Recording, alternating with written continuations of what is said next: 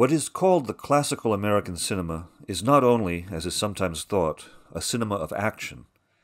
It is also a cinema of thought, a conception of the world that deals with the objective depiction of human beings in relationship with their environment.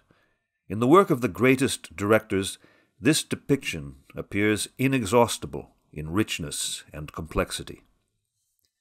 Yet, films show only surfaces. The job of the director is to choose, arrange these surfaces, so as to coax from them the suggestion of limitless depth. Thought you said you were going to get rid of her quick. Maybe I don't want anybody to own me, you or anybody. Get out! Get out! The basic question of so many stories told in film is, what lies behind the surface? Inviting the audience to penetrate the world on screen, to enjoy an imaginary power over everything visible, to become fluent in a secret language of signs. Every instinct warned me to beware that something more dangerous, more deadly than I'd ever known before was in that room. Smoke. Is it an Indian signal? No, it's not an Indian signal.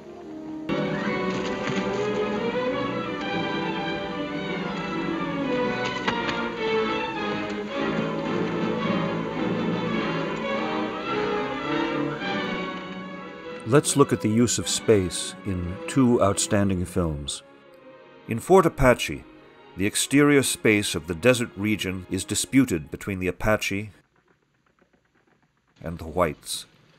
John Ford describes his characters' relation to their environment through their gestures. Por la tierra de mi madre.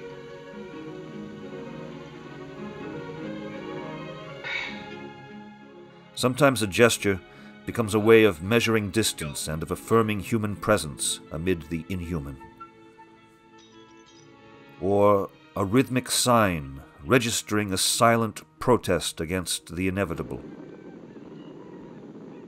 Or the gesture, detaching itself from the narrative, evokes a private emotional space.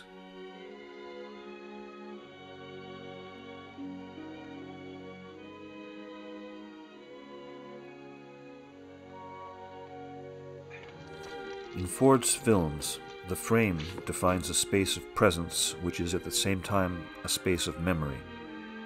This convergence of presence and memory has great emotional power.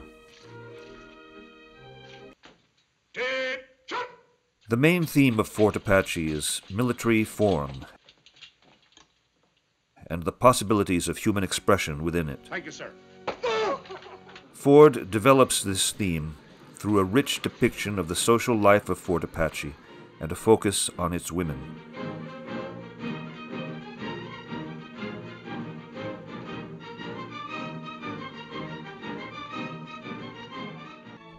From her arrival at the fort, the new commanding officer's daughter is immediately in conflict with her strange environment.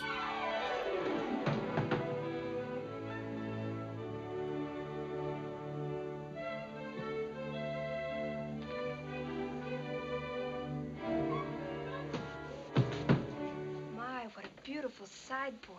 Admiring the success of her elders at making it into a domestic space, she will become what they are, soldiers' wives. Oh, run, or send someone after. Call him back. Yes, Aunt Emily. I don't know. What is there Devoted to do? to their Go husband's get him. devotion. Sam's no coward. He never was. The film hints at the ultimate consequence of this. Everything is to be sacrificed to the racist, imperialist, and environmentally destructive policy of the United States. I can't see him. All I can see is the flags. The annihilation of space, to which Anna Lee testifies, is also suggested by the abstraction of the space in which she utters it. I wouldn't do that, sir. I'm not asking your advice, Captain. I'm merely stating. The commanding officer of Fort Apache is a leader who cannot see But if you'd have been watching the dust swirls to the south like most of and who leads his men to right doom. there.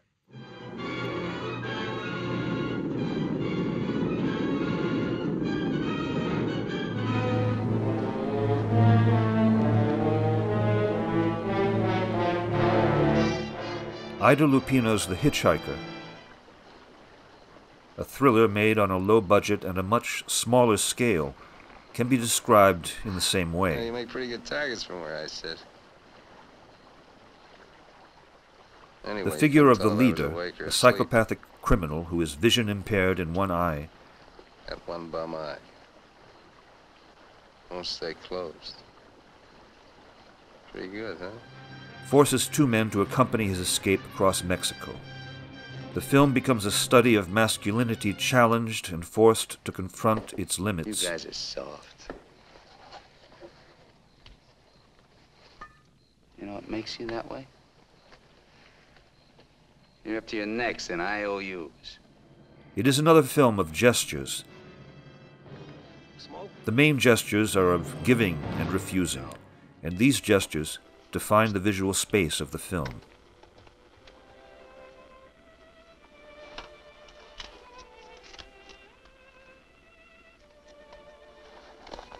This space is often quite narrow, and the connection between foreground and background takes on great significance. 15 pesos, 10 centavos, señor.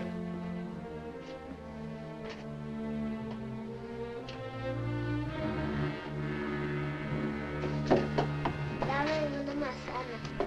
Dame una manzana. Dame una manzana. The two friends' ordeal becomes a desperate struggle to break through their isolation and make contact with people from a different country, with a different culture, and a different language. Hasta luego, señores. Muchas gracias. Vaya usted con Dios. What'd you say to her? You wouldn't understand. What did you say to her? I said, go you with God, little one.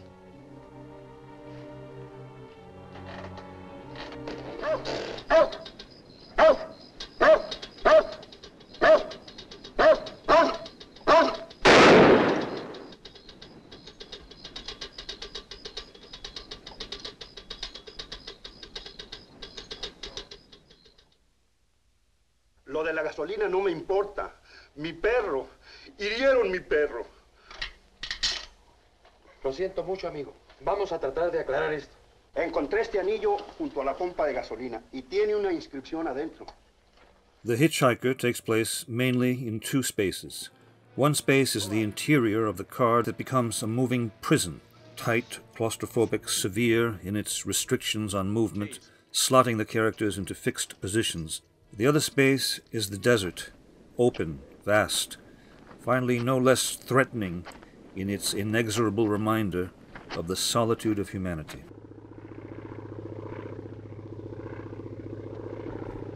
In this film, dominated by metal, sand, and stone, Here we are! Here we are! Can't you see us? by the cruelty of the hitchhiker, We are! Come here! by the constant threat of violence and death, Hear me! Hear me! the characters cry out against the injustice of the fate to which they have been abandoned. American cinema is often said to be addicted to happy endings, but I would put it differently. I think the American cinema knew, better than any other, how to address the audience's desire for a world that represents our own, but is more full of significance than our own, and more answerable to our hope that in the end, things will make sense.